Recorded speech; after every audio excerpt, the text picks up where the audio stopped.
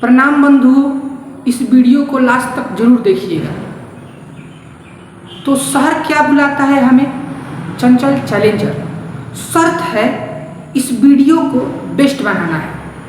किसी क्वेश्चन में प्रॉब्लम हो, कोई चैप्टर में दिक्कत हो तो कमेंट कर दें, क्योंकि हम सबको चाहिए कंसेप्ट। और इसके लिए हम क्या करेंगे, इस वीडियो में गर्दा मचा देंगे। तो hello students, how are you all? Jai Hind to all of you. I am Chanchal Challenger. मैं आज आप लोगों को 10th क्लास का एक डेमो वीडियो देने वाला हूं और मेरा विश्वास मानिए स्टूडेंट्स, इस डेमो वीडियो में आपको बहुत कुछ सीखने को मिलेगा और मैं आपको गारंटी देता हूं कि इस वीडियो को देखने के बाद आप एक बेहतर स्टूडेंट बन जाइएगा। तो चलिए सबसे पहले 10th क्लास का सिलेबस के बारे में जानते हैं। सिलेबस मतलब होता है पाठ्यक्रम, और हम आपको सिलेबस में आपको यूनिट बताने वाले हैं। यूनिट मतलब होता है इकाई। तो यहाँ पे ध्यान दीजिए, 10th क्लास में आपके 7 यूनिट होते हैं। कितने यूनिट होते हैं? 7 यूनिट होते हैं। सबसे पहले नंबर सिस्टम। नंबर सिस्टम के बाद क्या होता है? अलजेब्रा। अलजेब्रा के बाद क्या होता है? जियोमेट्री। और जियोमेट्री के बाद क्या होता है? Coordinate geometry. और कोऑर्डिनेट ज्योमेट्री के बाद क्या होता है? मेंसुरेशन। और मेंसुरेशन के बाद क्या होता है? आपका ट्रिगोनोमेट्री। और ट्रिगोनोमेट्री के बाद क्या होता है?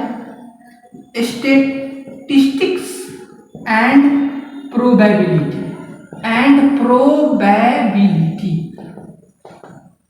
तो ध्यान दीजिए स्टूडेंट्स, ये यूनिट है, एक बड़ा चैप्टर है। क्या है? एक बड़ा चैप्टर। इसके अंदर चैप्टर होते हैं। इसके अंदर कौन से चैप्टर होते हैं? आपका रियल नंबर। इसके अंदर कौन कौन चैप्टर होते हैं? Polynomial, pair of linear equation in 2 variable, quadratic equation, arithmetic progression. इसके अंतर्गत कौन चैप्टर होते हैं? आपका ट्रायंगल, पाइथागोरस थ्योरम, और उसके बाद आपका टेंजेंट टू ए नॉर्मल, और क्या होता है? Geometrical construction. मतलब कि चैप्टरों का चैप्टर को बोलते हैं यूनिट। जैसे कोऑर्डिनेट ज्योमेट्री में केवल एक ही चैप्टर होते हैं, कोऑर्डिनेट ज्योमेट्री। मेंसुरेशन में 2 चैप्टर होते हैं, एरिया एवं वॉल्यूम, और उसके बाद सरफेस एरिया एवं वॉल्यूम, और उसके बाद आयतन एवं पृष्ठ क्षेत्रफल, और उसके बाद area related to a circle, मतलब कि वृत्त से संबंधित क्षेत्रफल। और ट्रिग्नोमेट्रिक में आपका ट्रिग्नोमेट्रिक रेशियो, उसके बाद ट्रिग्नोमेट्रिक जो मान सारणी होता है, ट्रिग्नोमेट्रिक टेबल, आइडेंटिटी वाला मिलता है, हाइट एंड डिस्टेंस मिलेगा, और इसमें स्टैटिक्स में मीन, मीडियन, मोड, और प्रोबेबिलिटी में प्रोबेबिलिटी मिलेगा। मतलब ये देखिए एक बड़ा चैप्टर है। तो आपको रियल में 7 चैप्टर ही पढ़ना है। कितना चैप्टर पढ़ना है? 7 चैप्टर। और 7 चैप्टर में छोटे छोटे चैप्टर हैं जो कुल मिला के 21 चैप्टर हैं।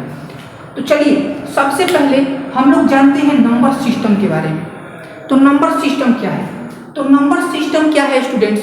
नंबर्स को रिप्रेजेंट करने के लिए जिस सिस्टम का यूज होता है उसे नंबर सिस्टम कहते हैं। जैसे ये देखिए 0 1 2 3 4 5 6 7 8 9, ये क्या है? ये डेसिमल सिस्टम है। इनकी सहायता से, अगर 10 डिजिट की सहायता से अगर कोई संख्या बन रहा है तो इसको बोलते हैं डेसिमल सिस्टम। इसका आधार 10 है और 2 अंकों से मिलकर बने तो उसे बोलते हैं बाइनरी सिस्टम। ऐसे आप बोल सकते हैं नंबर सिस्टम में नंबर्स का एनालाइजिंग होता है, अध्ययन होता है। जैसे natural number, whole number, prime number, composite number, integer, मतलब सभी क्या है? रेशनल नंबर, इरेशनल नंबर, उसके बाद आपका real number, imaginary number, complex number. Algebra क्या है? तो अलजेब्रा में क्या है? अलजेब्रा एक मैथ का ब्रांच है। अलजेब्रा क्या है? एक मैथ का ब्रांच है। एक मैथ है, उसका ब्रांच है। अलजेब्रा क्या है? मैथ का ब्रांच है। और इसके अंतर्गत आपको फॉर्मूला a प्लस बी का whole square, a minus B का होल स्क्वायर, और इक्वेशन का अध्ययन किया जाता है। और जियोमेट्री में फिगर्स का अध्ययन किया जाता है, फिगर्स का, ट्रेंगल का, क्वाड्रिलेटरल का, लाइन का, पॉइंट का, उसके बारे में पढ़ा जाता है। कोऑर्डिनेट ज्योमेट्री में आपको ग्राफ के बारे में पढ़ा जाता है, आलेख, ये एक्स अक्ष है, एक्स एक्सिस, ये वाई एक्सिस, आलेख का, ग्राफ का अध्ययन कोऑर्डिनेट ज्योमेट्री में किया जाता है। मेंसुरेशन में जो 2D वस्तु होता है और जो 3D वस्तु होता है उसका एरिया का बारे में पढ़ना है। और यहाँ पे देखिए ट्रिग्नोमेट्रिक में आप बताइए, ट्रिग्नोमेट्रिक सबसे भारी चैप्टर है ना, सबसे आपको हार्ड चैप्टर लगता है, लेकिन मैं बहुत आसान तरीका से आप लोग को पढ़ाने वाला हूँ, बहुत आसान चैप्टर है। ट्रेंगल में राइट एंगल जो ट्रेंगल होता है उसके देखिए, इसको बोलते हैं हाइपोटेनस, इसको परपेंडिकुलर, इसको बेस। तो किसी भी टू साइड का रेशियो, परपेंडिकुलर बटा हाइपोटेनस, टू साइड का रेशियो ही ट्रिग्नोमेट्रिक कहलाता है। और यहाँ पे इसमें आपको हाथ की सहायता से आपको ट्रिग्नोमेट्रिक टेबल बताया जाएगा।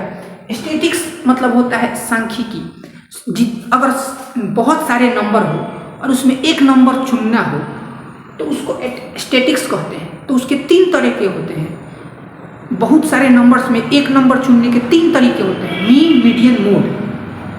और प्रोबेबिलिटी मतलब कि नंबर ऑफ फेवरेबल आउटकम बटा में नंबर ऑफ पॉसिबल आउटकम। जैसे एक सिक्का को उछालने पे हेड आने की प्रोबेबिलिटी, तो हेड तो एक ही बार आएगा और हेड भी आ सकता है, टेल भी आ सकता है।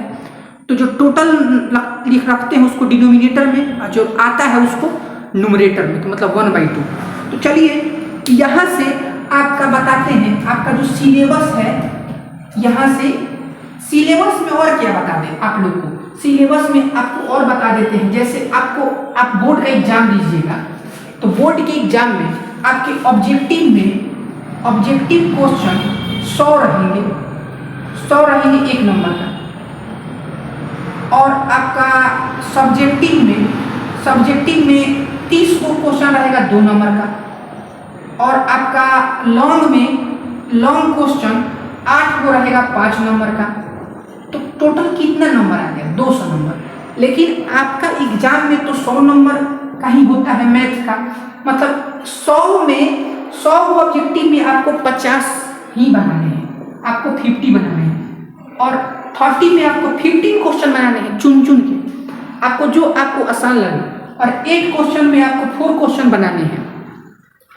तो ध्यान दीजिए स्टूडेंट्स, जैसे मैंने अभी आपको 7 यूनिट लिखे थे, तो 7 यूनिट लिखे थे स्टूडेंट्स। तो ध्यान दीजिए स्टूडेंट्स, इससे पूछता है 10 नंबर, इससे 20 नंबर, और ज्योमेट्री से आपका 20 नंबर, और उसके बाद कोऑर्डिनेट ज्योमेट्री से 10 नंबर, मेंसुरेशन से 10 नंबर, ट्रिग्नोमेट्रिक से 20 नंबर और स्टैटिक्स एंड प्रोबेबिलिटी से 10 नंबर। तो आपको डबल पूछेगा तभी आपका 200 नंबर का क्वेश्चन बन पाएगा। तो आप किसी भी चैप्टर को पढ़ के, 2 से 3 चैप्टर को आप अच्छा से पढ़ के आप 100 में 100 ला सकते हैं। जैसे आप अलजेब्रा के बहुत अच्छे से पढ़े हैं, अलजेब्रा के कंसेप्ट पे आपका पकड़ है और अलजेब्रा के सभी क्वेश्चनों को आप बना पा रहे हैं, तो अलजेब्रा से आपको 20 नंबर नहीं 40 नंबर आएगा, क्योंकि आपका डबल नंबर का टेस्ट हो रहा है। तो और ट्रिग्नोमेट्रिक से अगर 20 नंबर का कह रहा है तो 40 नंबर का पूछेगा, तो 40 नंबर ही बना जाइए। तो यहाँ पे अलजेब्रा से 40 नंबर और ट्रिग्नोमेट्रिक से 40 नंबर, 80 नंबर, और नंबर सिस्टम से 20 नंबर ला दीजिए, 100 नंबर आ गया। तो 3 यूनिट ही पढ़ के अच्छा से आप 100 नंबर ला सकते हैं। मतलब मेरा यही कहना है कि आप जो भी यूनिट पढ़िए उसका आपको पूरा कॉन्सेप्ट आना चाहिए और उस पर आपको कोई भी क्वेश्चन आपको बनाने आना चाहिए, क्वेश्चन प्रैक्टिस करना है। मैं आपको क्वेश्चन प्रैक्टिस भी करवाऊंगा। ध्यान दीजिए स्टूडेंट्स, अब यहाँ से मैं आप लोग को बताना चाहता हूँ कि यहाँ से जो सिलेबस था ये चला गया। अब आएगा आपका सूत्र मतलब formula is on, concept is gone, formula is on. चलिए स्टार्ट करते हैं कुछ फार्मूला। जैसे A = B × Q + R, जहाँ R का मान 0 से 12, 0 के बराबर और B से छोटा। तो इस फार्मूला को बोलते हैं आपको यूक्लिडियन एल्गोरिथम फार्मूला। तो इसकी सहायता से आपको HCF निकलता है। क्या निकलता है? HCF। और देखिए 2 संख्या दिया हो A और B, तो उसमें फार्मूला क्या होता है? दोनों संख्याओं के HCF और इंटू दोनों संख्याओं के LCM, दोनों नंबर्स के इंटू के बराबर होते हैं। दोनों संख्याओं के इंटू के क्या होते हैं, बराबर होते हैं। बहुत सारे मैं फॉर्मूला बताऊंगा आप लोगों को, और मेरा विश्वास मानिए स्टूडेंट्स, अगर जिस स्टूडेंट्स का फार्मूला पे पकड़ है तो वो तो 10th में गर्दा मचा देगा। तो चलिए इसी के साथ, अगर p बाई क्यू एक रेशनल नंबर है और q 2 के पावर n और 5 के पावर m, जहाँ n m इंटीजर है, तो ये क्या है, ये एक, इसको हम हिंदी में शांत दशमलव बोलते हैं, शांत दशमलव। अगर ये q 2 5 में नहीं तो इसको बोलते हैं अशांत आवर्ती दशमलव, अशांत आवर्ती दशमलव। और जो इरेशनल नंबर होता है इसको बोलते हैं अशांत अनावर्ती, अनावर्ती, अनावर्ती।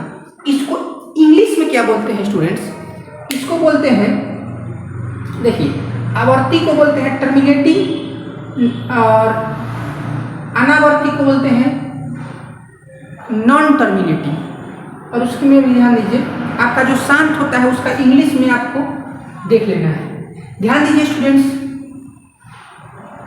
देखिए पॉइंट 3 ही प्रकार के होते हैं, जो आपको ये होता है जैसे 2.356, 2.33333 ऐसे, और 2 जैसे ये है 1.732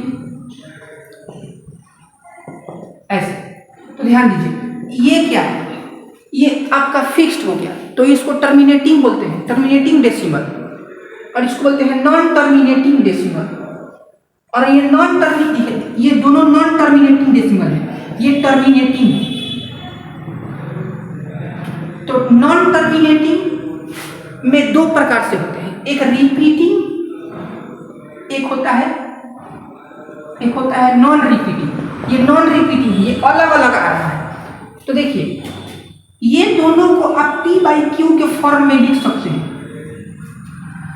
तो इसलिए इसको रेशनल नंबर बोलते हैं। और नॉन टर्मिनेटिंग में नॉन रिपीटिंग को इरेशनल नंबर बोलते हैं स्टूडेंट्स। और ध्यान दीजिए इसी का q 2 और 5 के रूप में होता है, और इसका q 2 और 5 के रूप में नहीं होता है। चलिए स्टूडेंट्स चैप्टर बताएंगे तो और डीपली समझाएंगे आप लोगों को।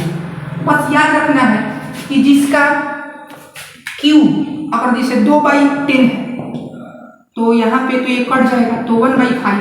तो यहाँ पे ध्यान दीजिए 2 के पावर 0 है और 5 के पावर 1 है, तो इसका जो डेसिमल एक्सपेंशन होगा वो टर्मिनेटिंग होगा। अगर यहाँ पे हो जाए, यहाँ पे 6, तो यहाँ पे क्या आ गया, 3 आ गया, तो इसको बोलेंगे नॉन टर्मिनेटिंग रिपीटिंग डेसिमल। चलिए स्टूडेंट्स यहाँ पे ध्यान दीजिए और आपके फॉर्मूले बताते हैं, जैसे ax² plus bx plus c, ये क्वाड्रेटिक क्या है, पोलिनोमियल है। तो इसमें अल्फा प्लस बीटा, इसमें जीरोज का जो योगफल होता है -b/a के बराबर होता है। अल्फा इंटू बीटा c/a के बराबर होता है। 1/अल्फा प्लस 1/बीटा -b/c के बराबर होता है। Alpha square plus beta square बराबर b² - 4 2ac बटा में a² होता है। और 1/अल्फा² प्लस 1/बीटा² equal to b² - 2ac upon c² होता है। Alpha by beta plus beta by alpha बराबर में b² - 2ac अपॉन में ac होता है। तो ये सारे सूत्र आपको याद होने चाहिए। अगर आपको लीनियर पोलिनोमियल हो तो लीनियर पोलिनोमियल का जो जीरोज होता है, आप जीरोज कैसे निकालिएगा, ऐसे करके, तो यहाँ पे x का मान क्या आ जाएगा -b/a, मतलब alpha equal to -b/a। Quadratic के पोलिनोमियल 2 होते हैं, इसका जब जीरोज निकालिएगा, क्वाड्रेटिक पोलिनोमियल के जो जीरो होता है 2 होते हैं।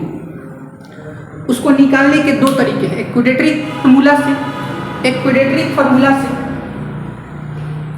और एक आपके, ध्यान दीजिए स्टूडेंट, एक क्वाड्रेटिक फार्मूला से, एक फैक्टर मेथड से। और अगर क्यूबिक पोलिनोमियल हो, तो यहाँ पे ध्यान दीजिए alpha plus beta plus gamma equal to -b/a, alpha beta plus beta gamma plus gamma alpha equal to c/a, alpha into beta into gamma equal to -d/a। ध्यान दीजिए स्टूडेंट्स। अब इसी प्रकार पोलिनोमियल हो गया pair of linear equation in 2 variable, जैसे ax plus by plus c बराबर 0, और dx plus E Y plus F बराबर 0। इसको बोलते हैं pair of linear equation in two variable. तो इसको हल करने के 5 मेथड है आपका, 5 सब्स्टिट्यूशन मेथड्स, उसके बाद एलिमिनेशन मेथड्स, उसके बाद कंपेयरिंग मेथड, उसके बाद आपका cross multiplication, ratio determination, 5 method है। और देखिए इसको ऐसे भी लिख सकते हैं a1x plus p1y plus c1 बराबर 0, a2x plus b2y plus c2 बराबर 0। तो देखिए इसमें क्या होता है, जो x का जो कोफिशिएंट होता है और y का जो कोफिशिएंट होता है ये बराबर नहीं भी हो सकता है और बराबर होगा, और आगे वाला बराबर नहीं, जो यहाँ पे कांस्टेंट है वो बराबर नहीं, या तीनों बराबर हो सकता है। तो ध्यान दीजिए स्टूडेंट्स, जब ऐसा कंडीशन हो, ऐसा शर्त हो, तो उसका नाम होता है इनकॉन्सिस्टेंट, अविरोधी।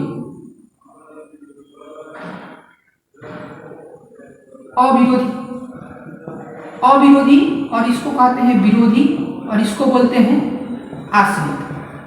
तो ध्यान दीजिए स्टूडेंट्स, इसको बोलते हैं कॉन्सिस्टेंट,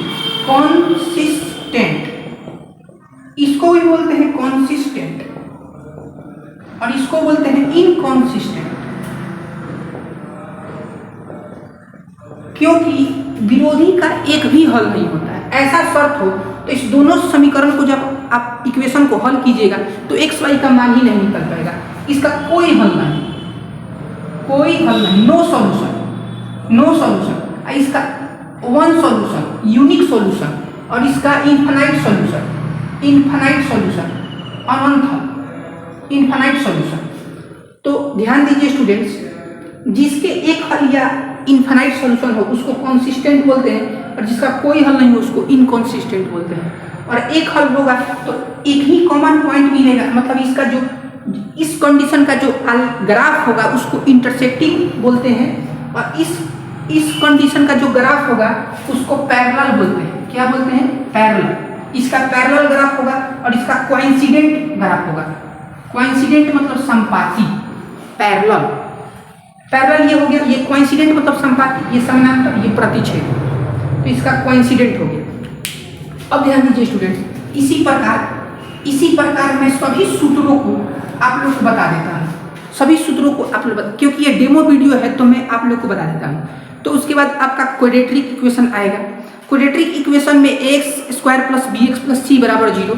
तो इसमें क्या होता है, आपका सबसे पहले एक्स निकालने के फॉर्मूले होते हैं, minus B plus minus root under B square minus 4ac upon 2 में। और ध्यान दीजिए स्टूडेंट्स, जो रूट के अंदर जो होता है बी स्क्वायर माइनस 4ac, इसको डिस्क्रिमिनेंट बोलते हैं, कैपिटल डी बोलते हैं। और कैपिटल डी 3 टाइप से हो सकते हैं, इसका मान 0 भी हो सकता है, इसका मान 0 से बड़ा भी हो सकता है, और इसका मान 0 से छोटा भी हो सकता है। और ध्यान दीजिए स्टूडेंट्स, जब 0 से बड़ा हो तो इसको बोलते हैं रियल एंड इनइक्वल, मतलब कि वास्तविक और असमान, जो इसका जो रूट होगा। और d बराबर 0 होगा तो इसका रियल तो होगा लेकिन रूट सेम होगा, इक्वल हो जाएगा। और अगर d का मान 0 से छोटा होगा तो वास्तविक नहीं, इमेजिनरी हो जाएगा, क्योंकि रूट के अंदर माइनस में जो संख्याएं होती है वो काल्पनिक संख्याएं होती है।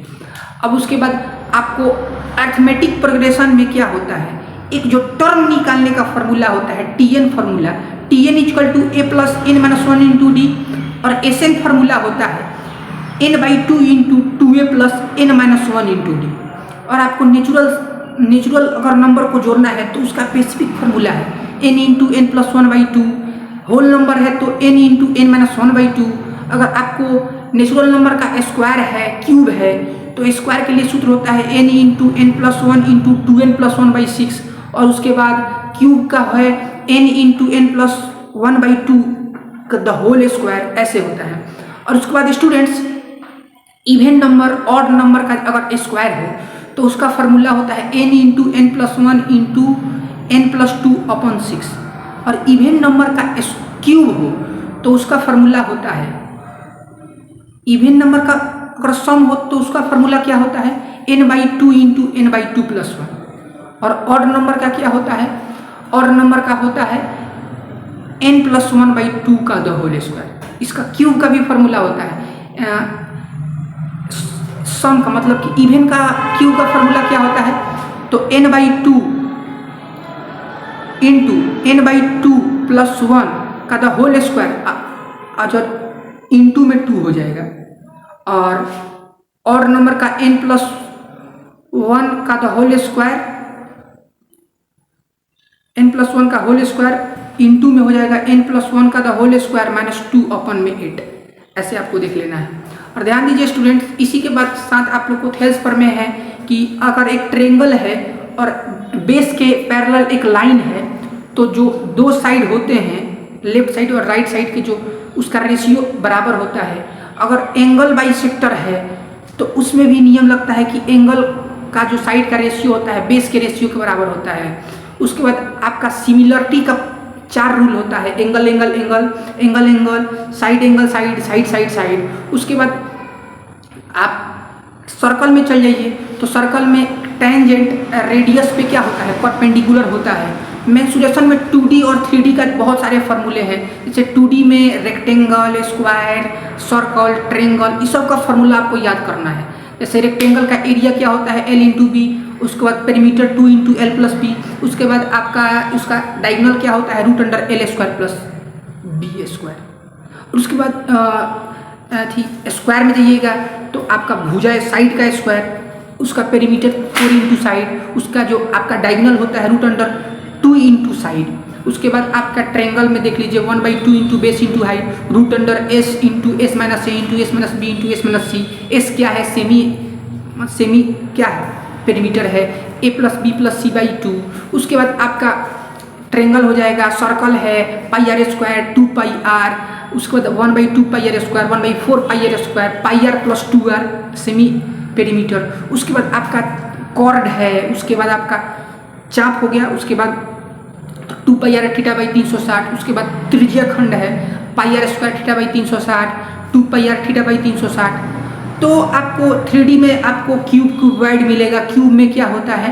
आपको 6 × साइड्स का स्क्वायर क्षेत्रफल में, और उसके बाद वॉल्यूम का क्या होता है? साइड का क्यूब। और उसका डायगोनल का फॉर्मूला क्या होता है? √3 × साइड। और उसके बाद क्यूबॉइड में क्या होता है? 2 × LB + BH + HL। उसके बाद L × B × H। उसके बाद √L² + B² + H²। उसके बाद आपका स्फीयर आ जाएगा। उसके बाद सिलेंडर आ जाएगा। तो सिलेंडर में क्या होता है? और कोन आ जाएगा 2πRH, 2πr × r + h। उसके बाद πr²h। उसके बाद πhr + r × r - r। उसके बाद कोन आ जाएगा πRL, πr × r + l। उसके बाद 1/3 πr²h। स्फीयर में 4πr², 4/3 πr3। और सेमी स्फीयर में आपका 2πr², 3πr², 2/3 πr3। उसके बाद आपका छीनक आ जाएगा, तो πlr1 + r2, πlr1 + r2 + πr1² + πr2²। और छीनक का आयतन होता है 1/3 πh r1² + r2² + r1 × r2। उसके बाद आपका ट्रिग्नोमेट्रिक में बहुत सारे फॉर्मूले हैं, जिसको पंडित भोला प्रसाद हर हर बोले आपको एकदम बेसिक आसान तरीका से बताया जाएगा, मेरा वादा मानिए। जैसे sin θ = cos θ = tan θ ऐसे होता है। sin θ = परपेंडिकुलर बटा hypotenuse, cos θ = base upon hypotenuse. इसको ट्रिकली माध्यम से बताया जाएगा। आपका ये फॉर्मूला निकलता है identities. sin θ × cos θ = 1, cos θ × sec θ = 1, tan θ × cot θ = 1, sin² θ + cos² θ = 1, sec² θ - cos tan² θ = 1, cos² θ - cot² θ = 1, sin 90 - θ cos θ। sin θ का कितने फॉर्मूले होते हैं? एक रेशियो में होता है परपेंडिकुलर बटा हाइपोटेनस, एक व्युत्क्रम इन्वर्स में होता है 1/cos θ, रूट में होता है 1 - cos² θ। और उसके बाद कॉम्प्लीमेंट्री एंगल में cos 90 - θ। तो सभी ट्रिग्नोमेट्रिक रेशियो का भी फॉर्मूला है। उसके बाद आपका स्टैटिक्स में मीन मीडियन मोड का फॉर्मूला है। मीन निकालने के भी 3 मेथड होते हैं, σxf बटा σf। और उसके बाद a + σfd बटा σf। A plus l into sigma f d dash बटा सिग्मा एफ। उसके बाद मीडियन का एल प्लस एन बटा 2 माइनस एफ बटा एफ गुने आई।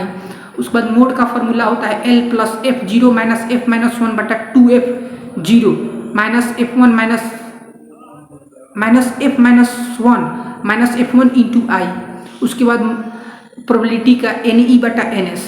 और ध्यान दीजिए नंबर सिस्टम के पिता का नाम क्या है, आर्यभट्ट नाम है। और अलजेब्रा के पिता का नाम क्या है, अलजेब्रा के पिता का नाम मोहम्मद इब्न मूसा अल ख्वारिज़मी। ज्योमेट्री के पिता का नाम क्या है, तो आपका यूक्लिड हो गए। और ज्योमेट्री के पिता के बाद आपका कोऑर्डिनेट ज्योमेट्री के बाद रेने देकार्त। मेंसुरेशन के पिता का नाम क्या है, लियोनार्ड डिग्स। और उसके बाद ट्रिग्नोमेट्री के पिता का नाम है हिप्पारकस। स्टैटिक्स के पिता के नाम क्या है, तो स्टैटिक्स के पिता कौन हैं, हमारे स्टैटिक्स के पिता आप लोग को बता देते हैं। और ब्लेज पास्कल किसके हैं, ब्लेज पास्कल प्रोबेबिलिटी के हैं। और अथी रोनाल्डो फिशर जो है, रोनाल्डो फिशर वो स्टैटिक्स के हैं। और ब्लेज पास्कल प्रोबेबिलिटी के हैं। और प्रोबेबिलिटी के एक और नाम आता है, आप लोग बता देंगे, Pierre the format and Blaise Pascal probability के पिता कहलाते हैं। और ध्यान दीजिए स्टूडेंट्स, आप लोग को सबसे जाते मैं बता देता हूँ कि मैथ्स, जैसे आपको मैथ्स का डिफिनीशन बताना है, मैथ्स का व्हाट इज मैथ्स डिफिनीशन। ध्यान दीजिए स्टूडेंट्स, परिभाषा।